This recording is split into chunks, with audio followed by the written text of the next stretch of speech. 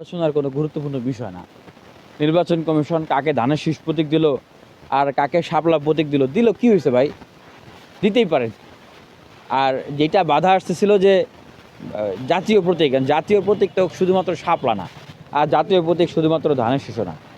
আর আমি দেশের মানুষের উদ্দেশ্যে বলবো যে এই সমস্ত জনগুরুত্বহীন বিষয়ে আপনাদের আসলে মাথা ঘামানোর কোনো দরকার নাই।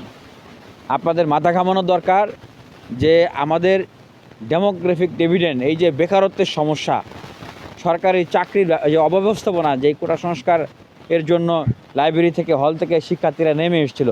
আপনাদের এই যে আমরা যে বাচ্চা কাচ্চারা, আমরা পড়াশোনা করার পর চাকরি পাই না, বেকার হয়ে ঘুরে বেড়াইতে হয়, দেশের মানুষের কর্ম নাই, এইগুলো আপনাদের বিষয় উচিত। আপনারা দেশের মানুষের উদ্দেশ্যে বলবো যে আপনারা পুরান রাজনৈতিক দল হোক আর নতুন রাজনৈতিক দল হোক, আপনারা রাজনৈতিক দলগুলো ক্ষমতায় যাওয়ার জন্য তাদের ধান্দা নিয়ে আসে, আর আপনারা আপনাদের ধান্দা নিয়ে থাকেন। আপনারা তরুণ প্রবীণ নতুন পুরাতন সব রাজনৈতিক দল নেতাদের উদ্দেশ্যে প্রশ্ন করেন যে আপনারা ক্ষমতায় গেলে আমাদের জন্য কি করবেন, এবং আপনারা যে বিগত সময়ে ক্ষমতায় ছিলেন আপনারা আমাদের জন্য কি করছেন।